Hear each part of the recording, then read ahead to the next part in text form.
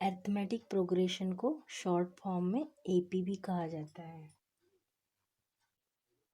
Arithmetic progression का meaning होता है, इसका डेफिनेशन है, it is a sequence of numbers such that the difference is constant.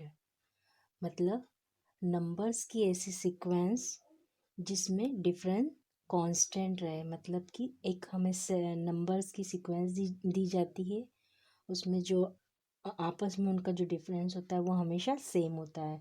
तो arithmetic progression, it is an sequence of numbers such that the difference is constant या same. अब यहाँ पर वर्ड आया है sequence.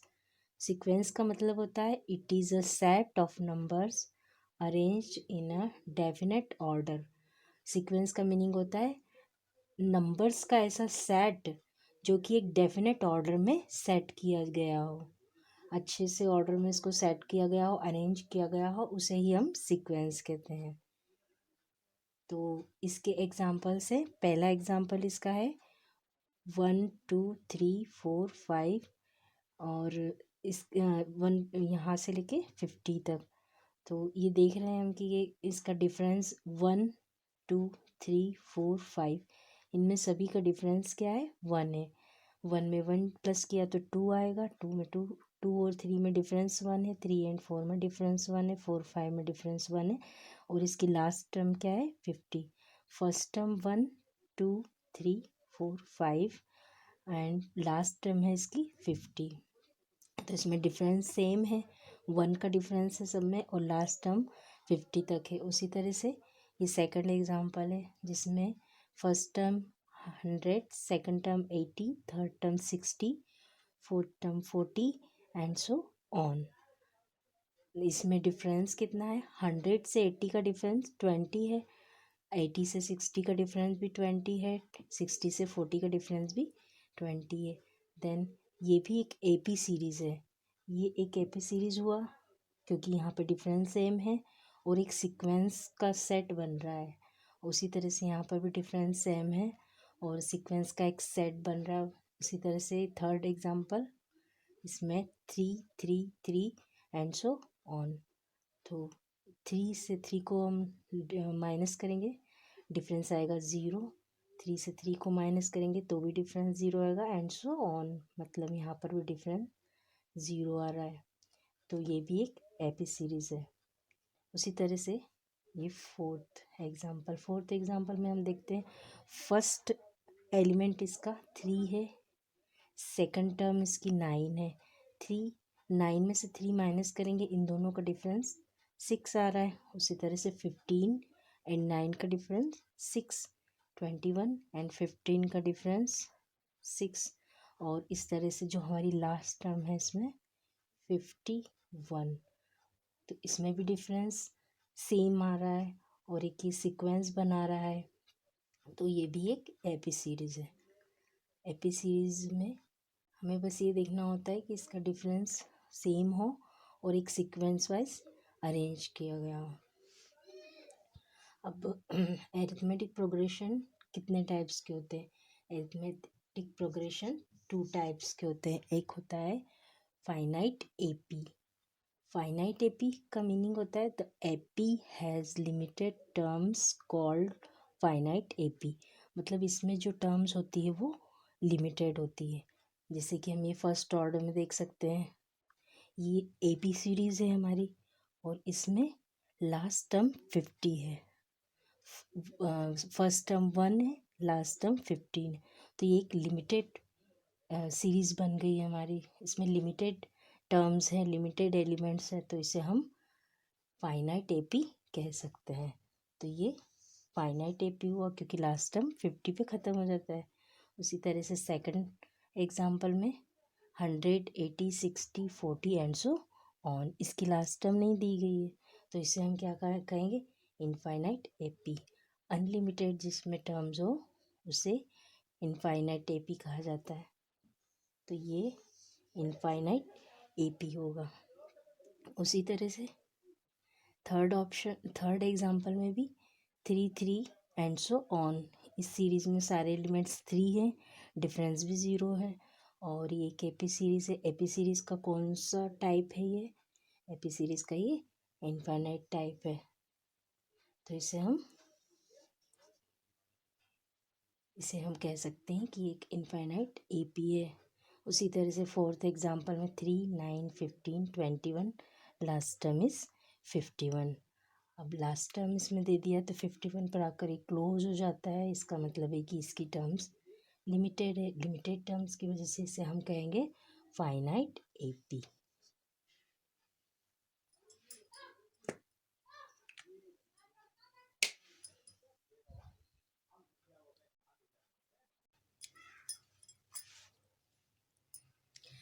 This is the general form of arithmetic progression. Arithmetic progression की general form है।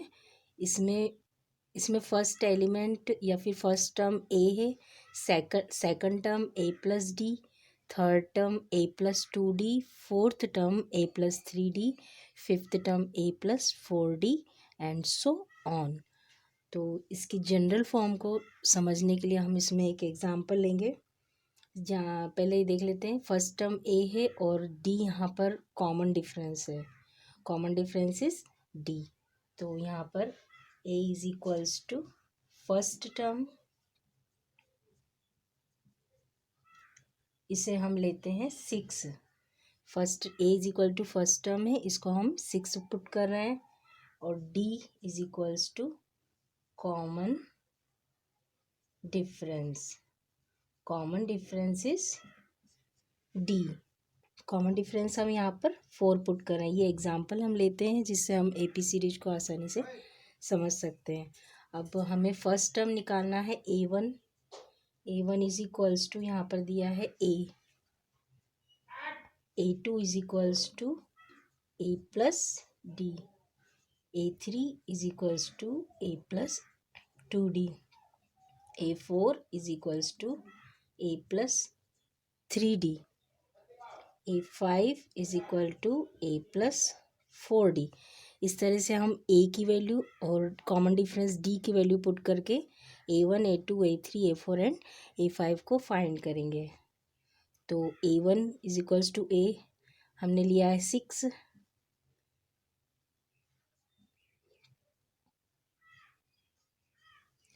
A2 is equal to A plus D। A means 6 plus D यानी 4। 6 plus 4, 6 plus 4 A plus D is equals to 10 मिल जाएगा। Then A3 find करने के लिए 6 plus 2 into 4, ये कितना हो जाएगा? 4 2 जा 8, 8 एंड 6 इज इक्वल्स टू 14। उसी तरह से A4 फाइंड कर लेंगे। 6 प्लस 3 इंटू 4, 4 3 जा 12, 12 plus 6 is equals to 18। Fifth term find कर लेंगे। 6 plus 4 into D, D means 4, कितना हो जाएगा ये? 4 4 जा 16, 16 प्लस 6 इज इक्वल्स टू 22। इस तरह से हमने A1, A2, A3, A4 and A5 को फाइंड कर लिया। अब जब हमें इसकी वैल्यूज़ फाइंड कर चुके हैं तो हम इसकी एक सीरीज़ तैयार कर लेंगे।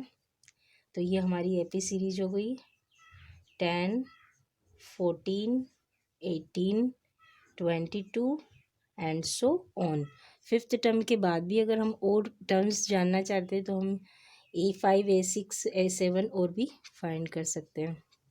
अब इसके बाद इसमें एक सेकंड होता है कॉमन डिफरेंस फाइंड करना। कॉमन डिफरेंस कैसे फाइंड करेंगे हम? यदि हमें कोई एपी सीरीज़ दिया है, जैसे कि ये एक एपी सीरीज़ दिया है, हम चाहते हैं इसमें कॉमन डिफरेंस फाइंड करना, तो कॉमन डिफरेंस का फॉर्मूला क्या होता है? D is equals to A2 minus A1। किसी भी सेकंड टर्म से उसकी प्रीवियस टर्म को हम माइनस करके कॉमन डिफरेंस फाइंड कर सकते हैं। जैसे A3 माइनस A2, या फिर लिख सकते हैं A4 माइनस A3, या फिर A5 minus A4 and so on. किसी भी सीरीज में कॉमन डिफरेंस कांस्टेंट होता है, सेम होता है, इसलिए हमें यहाँ पे कॉमन डिफरेंस सेम मिलना चाहिए। A2 माइनस A1, A2 10 है, A1 6 है, तो 10 माइनस 6 इज इक्वल्स टू कितना हो जाएगा 4। उसी तरह से A3 minus A2, 14 minus 10 is equals to 4। अब A4 minus A3, 18 minus 14 is equals to 4। उसी तरह से A5 माइनस A4, A5 22 है, A4 18 है। इसको जब हम माइनस करेंगे तो हमें कॉमन डिफरेंस 4 मिलेगा। तो हम देख रहे हैं कि यहाँ पर कॉमन डिफरेंस सब में सेम आया है, 4 इसमें भी आया है सेम, 4 कॉमन डिफरेंस। इसका मतलब है कि ये सीरीज AP कहलाएगी। This is an arithmetic progression series. Arithmetic progression में दो फार्मूले मेन है, जिसमें से फर्स्ट फार्मूला है फाइंड द nth टर्म। किसी भी एपी सीरीज में से nth टर्म को हम फाइंड कर सकते हैं इस फार्मूले से, a n is equals to a plus N minus 1 d. यहाँ पर एन जो टर्म हमें फाइंड करनी है उसको हम ए एन कहेंगे। A is equals to first term, a is equals to first term में जो सीरीज हमें दी है उसकी फर्स्ट टर्म को हम ए कहते हैं। N is equals to number of terms, मतलब जो टर्म हमें फाइंड करनी है उसका नंबर एन। और D is equals to common difference. Common difference मतलब इन सभी टर्म्स में जो डिफरेंस कांस्टेंट है, कॉमन है, उसे हम डी से डिनोट करेंगे। तो इस फॉर्मूले से हम मान लीजिए कि सीरीज में से हमें 10th टर्म फाइंड करनी है। 5 टर्म तो हम देख सकते हैं, लेकिन हमारे क्वेश्चन में फॉर एग्जांपल दिया है कि हमें इसकी 10th टर्म फाइंड करनी है। तो हम यहाँ पर n इज इक्वल्स टू 10 रखेंगे और a की वैल्यू रखेंगे 9। और कॉमन डिफरेंस यहाँ हम देख सकते हैं, कॉमन डिफरेंस किसी भी टर्म में से उसकी प्रीवियस टर्म को माइनस करके हम कॉमन डिफरेंस निकाल लेते हैं। जैसे कि 12 में से 9 माइनस किया तो हमें कॉमन डिफरेंस 3 मिलेगा, या फिर कोई भी टर्म से उसकी प्रीवियस टर्म माइनस कर सकते हैं तो कॉमन डिफरेंस सेम ही आएगा। तो a is equals to 9, n is equals to 10, d is equals to 3। अभी तीनों वैल्यूज़ को हम अपने फॉर्मूला में पुट करेंगे। तो ए एन हमें फाइंड हो जाएगा 9 प्लस 10 माइनस 1 इंटू 3। डी के प्लेस पे 3 है तो हमने यहाँ पर 3 पुट कर दिया। अब इसको और फर्दर कैलकुलेशन से हमें क्या मिलेगा, 10 minus 1 9 into 3 is equals to 9 plus 9 3 जा 27। तो इस तरह से हम देख सकते हैं कि हमारी जो 10th टर्म है यहाँ पर हम लिख सकते हैं 8 10, क्योंकि हमें 10th टर्म फाइंड करनी है इसलिए 8 10 हमें क्या मिल जाता है 27 प्लस 9 इज इक्वल टू 36। तो अगर हमारे क्वेश्चन में दिया है 10th टर्म फाइंड करना है तो हम यहाँ पर n की वैल्यू 10 पुट करेंगे। अगर वो क्वेश्चन में हमें दिया जाता है कि 55 टर्म फाइंड करनी है या 99th टर्म फाइंड करनी है तो हम इसे आसानी से इस फॉर्मूले से फाइंड कर सकते हैं, कोई भी टर्म फाइंड हो सकती है। अब हमारा सेकंड फार्मूला है सम ऑफ फर्स्ट एंड टर्म्स। किसी भी दी हुई एपी सीरीज की स्टार्टिंग के कुछ टर्म्स को हम सम कर सकते हैं, इस फॉर्मूले से उसका सम फाइंड कर सकते हैं। जैसे कि फॉर एग्जांपल हमें शुरू की 10 टर्म्स का सम फाइंड करना है, तो यहाँ पे formula S N is equals to N upon 2 A plus N minus 1 D, इससे हम सम फाइंड कर सकते हैं। तो एन इज इक्वल्स टू हमें 10 रखना है, ए इज इक्वल्स टू 9 है, D common difference is equals to 3 है। तो 10th टर्म का सम फाइंड कर सकते हैं। तो यहाँ पर लिखेंगे हम S10 is equals to 10 upon 2 into 9, A की value 9 plus 10 minus 1 common difference is 3। अब इसको और आगे सॉल्व करेंगे। 10 upon 2 is equals to 5, 9 into 2 18 plus 10 minus 1 9 into 3। अब और फर्दर इसका कैलकुलेशन करते रहेंगे।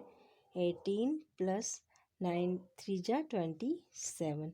इस तरह से 5 into 18 plus 27 is equals to 45।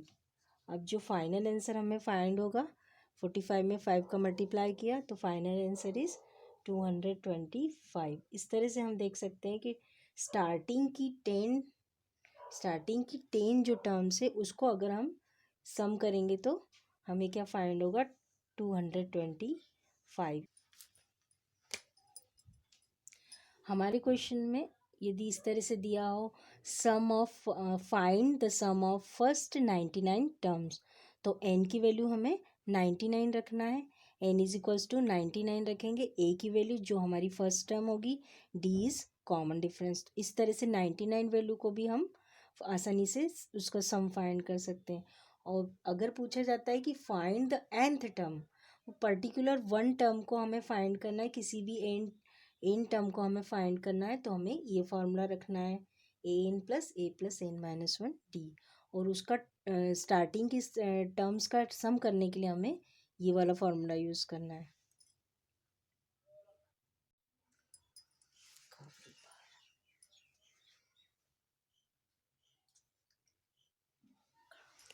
N terms का सम फाइंड करने के लिए एक और फार्मूला हम यूज़ कर सकते हैं, जिसमें कि एपी सीरीज़ का लास्ट टर्म भी हमें दिया हो। एपी सीरीज़ का लास्ट टर्म हमें दिया है, मान लीजिए 66। इस एपी सीरीज़ का लास्ट टर्म दिया है, तो एल इज इक्वल्स टू हम रख सकते हैं 66। L is equals to 66। N is equals to हमें 10 टर्म, क्योंकि शुरू की 10 टर्म्स को हमें फाइंड करना है। ए इज इक्वल्स टू 9 है और D is equals to 3, common difference. तो लास्ट टर्म 66 रख के हम ये फाइंड कर सकते हैं। X is 10 is equals to 10/2 9 plus 66। तो इस तरह से हमें मिलेगा 10/2 5 9 प्लस 66, 9 प्लस 66 कितना हो जाएगा 75। अब इस तरह से 75 में 5 का मल्टीप्लाई करेंगे 225। तो इस तरह से हमें सेम आंसर फाइंड होगा। इस फॉर्मूले से फाइंड करने पे भी हमें सेम आंसर मिलेगा, और इस फॉर्मूले से भी हमें नंबर ऑफ टर्म्स का जो सम है वो सेम मिलेगा, क्योंकि इसमें हमें सिर्फ लास्ट टर्म दिया हुआ है और पहले वाले क्वेश्चन में हमें लास्ट टर्म नहीं दी थी। तो हम इस फॉर्मूले से इसको फाइंड कर सकते हैं।